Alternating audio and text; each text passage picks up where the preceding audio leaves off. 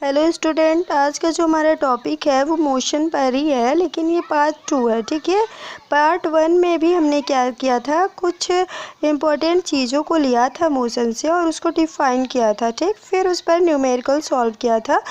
तो आज भी हम वही काम करेंगे। कुछ इम्पॉर्टेंट चीज़ें हैं उसको पहले हम डिफ़ाइन करेंगे और फिर उसके बाद से न्यूमेरिकल सॉल्व करेंगे। ठीक है, तो आप लोग इस वीडियो को लास्ट तक देखिएगा ताकि आपको जो न्यूमेरिकल्स बताया जाए लास्ट में वो भी समझ में आ जाए। ठीक है, तो पहले देखिए हमने क्या लिया है। तो पहला पॉइंट हमारा है अदिश राशियाँ और दूसरा पॉइंट है सदिश राशियाँ। इसी को आज हम डिफ़ाइन करेंगे। तो अदिश राशियों को कहते हैं स्केलर क्वांटिटी और जो सदिश राशियाँ होती हैं उसको कहते हैं वेक्टर क्वांटिटी। ठीक है, तो अदिश किसे कहते हैं और सदिश किसे कहते हैं। तो ऐसी राशियाँ, जब भी हम किसी का डेफिनेशन लेते हैं तो उसका कुछ शब्द लेकर चलते हैं। जैसे राशियों की बात हो रही है तो हम कहेंगे ऐसी राशियाँ जिनका केवल क्या हो, परिमाण हो। क्या हो, परिमाण, यानी कि मैग्नीट्यूड होता है तथा उनकी कोई दिशा हो नहीं होती है। ठीक है, जिनकी क्या हो, जिनमें केवल परिमाण हो, केवल मैग्नीट्यूड हो, कोई डायरेक्शन ना हो जिन राशियों की, उन राशियों को हम क्या कहते हैं, अदिश राशियाँ कहते हैं, यानी कि स्केलर क्वांटिटी कहते हैं। ठीक है, तो समझ में आपको आ गया। ऐसी राशियाँ जिनमें केवल क्या हो, परिमाण हो, यानी कि मैग्नीट्यूड हो और उनमें डायरेक्शन ना हो। ठीक है, उन राशियों को हम क्या कहेंगे, स्केलर क्वांटिटी। ठीक, जैसे कुछ एग्जाम्पल है, ये है क्या, ये आपका है द्रव्यमान जिसको कहते हैं मास। ठीक है, जो ये दूरी है ये क्या है, डिस्टेंस। ठीक, और समय ये टाइम, ये जो चाल है ये क्या है, स्पीड। यानी कि इन सब में केवल और केवल मैग्नीट्यूड होता है, इसमें डायरेक्शन नहीं होता है।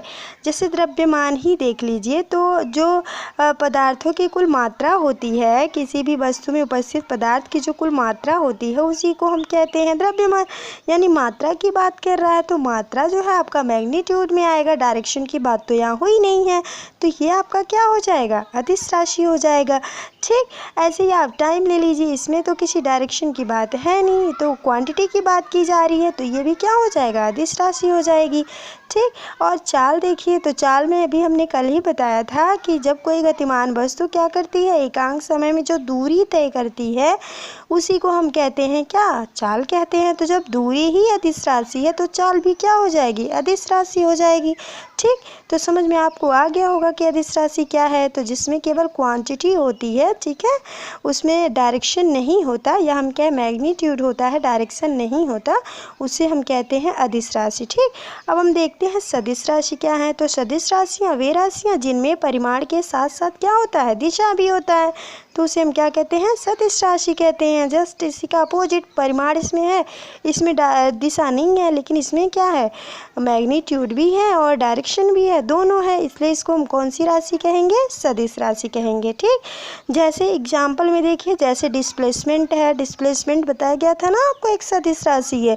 वेग देखिए, तो वेग को कहते हैं वेलोसिटी। ये त्वरण देखिए, एक्सीलरेशन। ठीक है, तो ये सारी क्या है, सदिश राशियाँ। कैसे आप जानेंगे, जैसे आप वेग ही ले लीजिए, तो हमने कल क्या बताया था, वेग का डिफिनीशन हमने क्या दिया था, यही दिया था ना कि जब कोई गतिमान वस्तु निश्चित समय में, ठीक है, एकांक समय में, ठीक, एकांक समय में निश्चित दिशा में दूरी तय करती है। दिशा क्या थी, निश्चित थी, दिशा निश्चित है कि नहीं है। तो जब दिशा निश्चित है और परिमाण भी है, ठीक है, तो इसका मतलब ये कैसी राशि हो गई, आपकी सदिश राशि हो गई।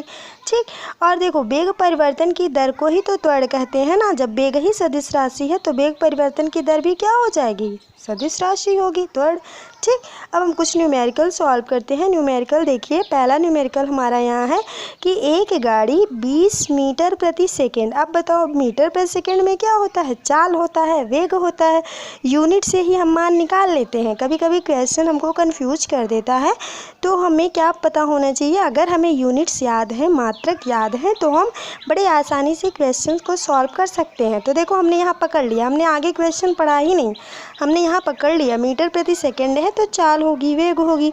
ठीक, तो हम इसको मान लेते हैं कि ये u है। ठीक है, तो देखो ये पता चल गया कि u बराबर क्या दिया है, 20 मीटर प्रति सेकेंड के प्रारंभिक वेग। प्रारंभिक वेग मतलब क्या होता है, इनिशियल वेलोसिटी। ठीक, और इनिशियल वेलोसिटी को किससे प्रदर्शित करते हैं, u से प्रदर्शित करते हैं। ठीक है, और तथा एक समान मंदन से 5 सेकेंड तक। अब सेकेंड में क्या होता है? समय। तो टी भी पता चल गया, टी इज इक्वल टू हो गया 5 सेकेंड तक चलकर विरामावस्था यानी कि रेस्ट में आ जाती है। ठीक है, 5 सेकेंड तक तो चलती है एक समान मंदन से, एक समान चाल से, लेकिन फिर जो है वो क्या करती है? विरामावस्था में आ जाती है। फिर कह रहा है कि जब विरामावस्था में आ जाएगी, तो हमने कहा था ना कि विरामावस्था में किसी भी गतिमान वस्तु की चाल क्या हो जाती है?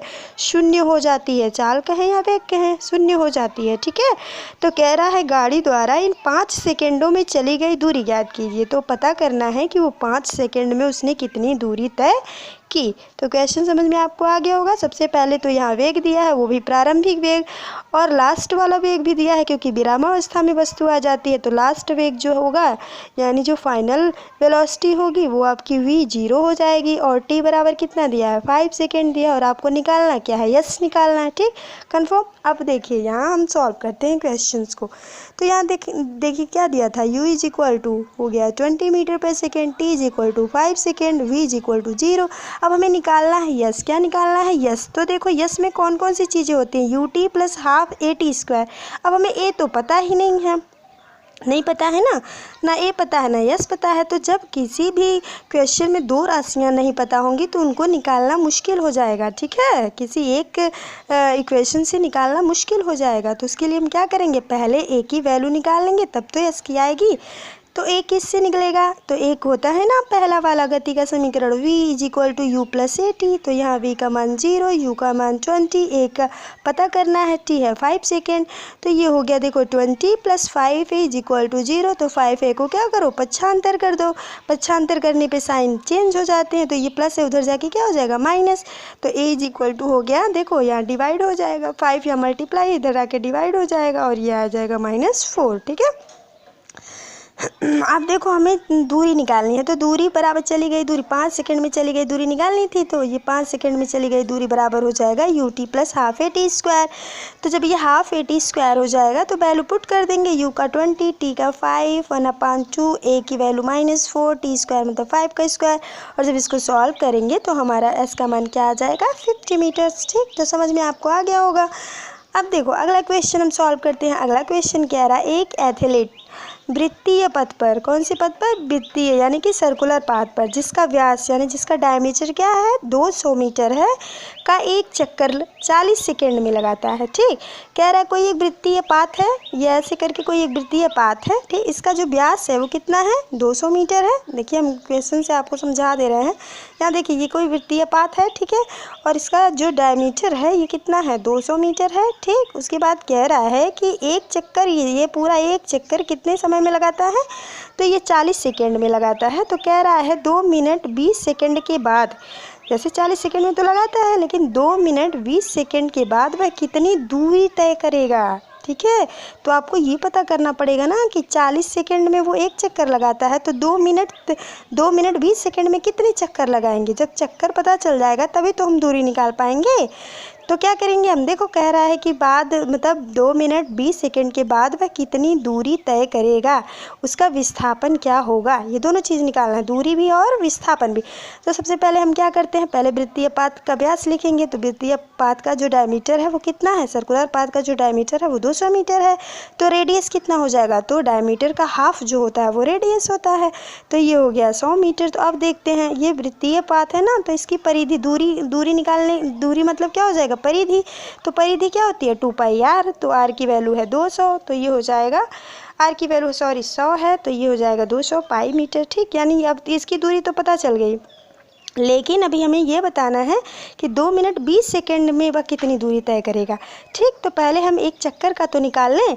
तो हम पहले ये पता कर लेते हैं कि ये एक चक्कर में तो वो 40 सेकेंड ले रहा है, तो 2 मिनट 20 सेकेंड में कितने चक्कर लगाएगा।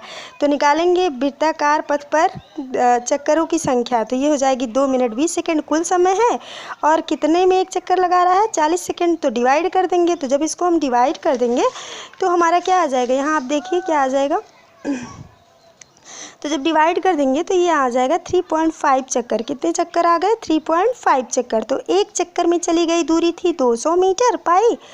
ठीक। 200 पाई मीटर थी तो 3.5 चक्कर में चली गई जो दूरी हो जाएगी, मल्टीप्लाई कर देंगे। ठीक, हमने कहा था ना कि जब एक चक्कर का हमें पता है कि 40 सेकेंड लग रहा है तो एक चक्कर में कितनी दूरी तय कर रहा है हमको पता है, 200 पाई मीटर तय कर रहा है। तो अब हमें पता करना पड़ेगा ना कि 2 मिनट 20 सेकेंड में कितनी दूरी तय कर रहा है। तो पहले चक्करों की संख्या निकालें, फिर उसके बाद से क्या करेंगे, दूरी निकाल लेंगे। तो यहाँ मल्टीप्लाई कर देंगे, जब एक चक्कर में इतनी दूरी तय कर रहा है तो 3.5 चक्कर में मल्टीप्लाई कर देंगे। तो मल्टीप्लाई जब करेंगे तो हमारा आंसर आ जाएगा 2200 मीटर। ठीक है। अब देखो विस्थापन की बात करें तो विस्थापन बराबर क्या होता है, फाइनल वेग माइनस इनिशियल वेग। यही होता है ना कि final velocity minus initial velocity, यानी कि अंतिम वेग माइनस प्रारंभिक वेग। तो अंतिम देखो यहाँ से ऐसे ऐसे यहाँ से चल रहा है, फिर ये यहाँ जा रहा है, तो 3 चक्कर तो पूरा लगाएगा, कोई विस्थापन नहीं होगा। जो फाइनल होगा वही इनिशियल होगा, तो 0 हो जाएगा। अब हम निकालते हैं कि जो 0.5 चक्कर बच रहा है वो क्या करेगा। तो जब 0.5 चक्कर बचेगा तो वो व्यास के बराबर दूरी तय करेगा। कितना दूरी तय करेगा, व्यास के बराबर। ठीक, तो ये हो जाएगा 0.5 चक्कर में व्यास हो जाएगा यानी 200 मीटर। तो चली गई दूरी हमारी हो गई 2200 मीटर और विस्थापन हमारा हो गया 200 मीटर। किसी को कोई दिक्कत नहीं होगा। ठीक है, समझ में आ गया होगा। अब आप देखिए तीसरा क्वेश्चन। तीसरा क्वेश्चन क्या है, एक कृत्रिम उपग्रह क्या है आपका 42,250 किलोमीटर त्रिज्या की क्या करता है, वृत्ताकार कक्षा में घूम रहा है। ठीक, सर्कुलर क्या कर रहा है, सर्कुलर ऑर्बिट में ये घूम रहा है। कौन, एक सैटेलाइट है। ठीक है, उसके बाद कह रहा है यदि वह 24 आवर्स में क्या करता है, पृथ्वी की एक परिक्रमा करता है तो उसकी चाल का परिकलन कीजिए। उसका चाल यानी कि स्पीड बताइए। ठीक है, तो अब हम पहले ये निकाल लेते हैं कि त्रिज्या क्या है। तो देखो यहाँ दिया है ना 42,250 किलोमीटर त्रिज्या, यानी R इज इक्वल टू क्या हो गया 42,250 किलोमीटर। अच्छा, समय बराबर क्या हो गया, T इज इक्वल टू हो गया 24 आवर्स। ठीक, अब हमें निकालना है क्या, वृत्ताकार कक्षा की लंबाई। तो वृत्ताकार कक्षा की लंबाई मतलब उसकी क्या हो जाएगी, देखो यहाँ उसकी क्या हो जाएगी, परिधि, सरकमफेरेंस। ठीक है, तो जब परिधि हो जाएगी तो वृत्त की परिधि क्या होती है 2πr, तो 2πr हो गया। अब चाल बराबर क्या होता है, दूरी बटे समय। हमें निकालना क्या है, चाल। तो चाल बराबर होता है दूरी बटे समय। दूरी का मतलब परिधि हो गया, यही दूरी है ना, दूरी का मतलब क्या हो गया, परिधि हो गया। तो ये परिधि है और समय क्या है, t है। तो वैल्यू पुट कर देते हैं 2, और पाई की वैल्यू होती है 22/7, और आर की वैल्यू है 42,250, और बटे में क्या हो जाएगा 24। ठीक, और जब इसको हम सॉल्व करेंगे तो हमारा जो आंसर आएगा वो आएगा क्या, 11,118 किलोमीटर प्रति घंटा। उम्मीद है आप लोगों को समझ में आ गया होगा। अगर किसी को कोई भी प्रॉब्लम है तो वो पूछ सकता है। ठीक है।